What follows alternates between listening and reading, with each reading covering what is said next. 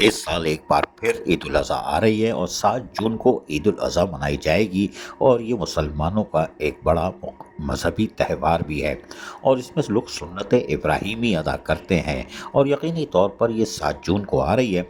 लेकिन हमारा मसला ये नहीं है कि 7 जून को ये आ रही है कि नहीं आ रही है, तो आएगी भाई, इसको कौन रोक सकता है।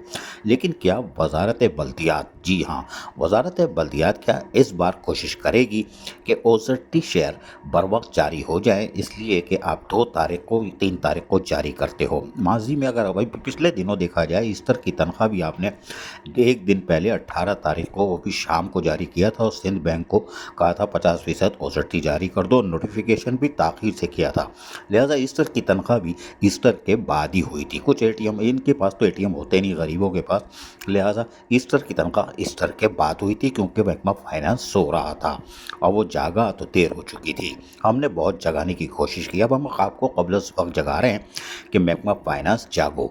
7 जून को ईद उल अज़हा आ रही है, ये सुन्नत इब्राहिमी लोग अदा करेंगे और ये मुसलमानों का बड़ा मजहबी त्यौहार है और इसके लिए आपको ओजरटी शेयर क़ब्ल वक्त जारी करना चाहिए। आज 17 तारीख मई, यानी कि 17 मई, और बरोज़ हफ्ता है और फिर इतवार और फिर पीर से वर्किंग डे। क्या वज़ीर आला सिंध या काबीना ये जगाएगी इसको, महकमा फाइनेंस को, और हिदायत देगी, चीफ सेक्रेटरी देंगे?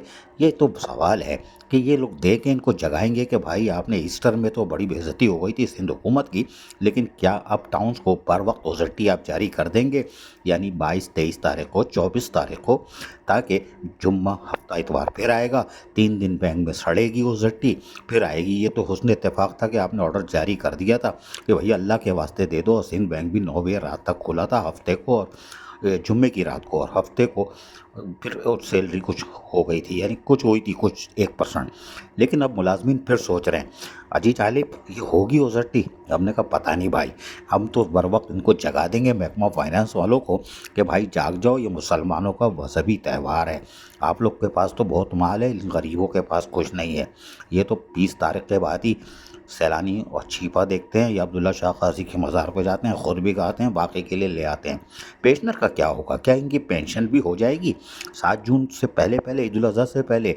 वैसे होगी, उम्मीद तो नहीं है, लेकिन शायद हो महकमा फाइनेंस जाग जाए और मुसलमानों को मजहबी त्यौहार पर हाजिर सर्विस मुलाजमीन और रिटायर मुलाजमीन को बरवक्त पेंशन भी अदा हो जाए और ओजरटी से तनख्वाह भी।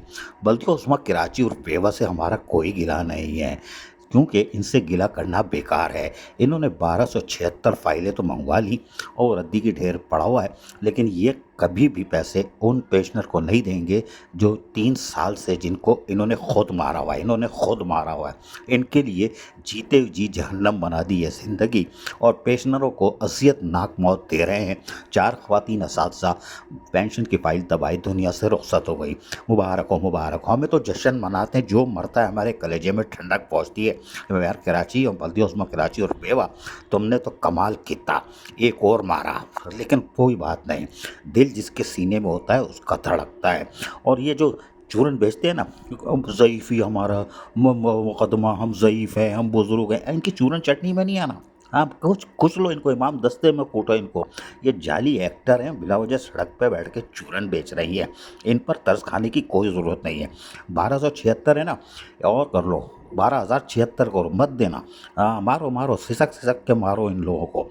लेकिन वजारत बल्दियात, जिसका काम है, क्या ये जागेगी और ये कुछ करेगी? ये कुछ भी नहीं करेगी। लेकिन नए आने वाले एडिशनल चीफ सेक्रेटरी जो ग्रेड 21 के हैं, इनके ऊपर अब जिम्मेदारी। पीछे वाले तो जो कर गए, वो तो इंग्लिश का लेटर नहीं पढ़ सके, ये इंग्लिश शायद पढ़ लेंगे और शायद महकमा फाइनेंस को ख़त लिख देंगे कि भाई आप ईद उल अज़हा 7 जून को आ रही है, बर वक्त आप ओजरटी एडवांस में जारी कर दें, और ताकि पेंशनरों को भी मिल जाए। इसलिए कि पिछले वाले तो सुम्म बुकुम थे, इनसे बड़ी उम्मीदें हैं।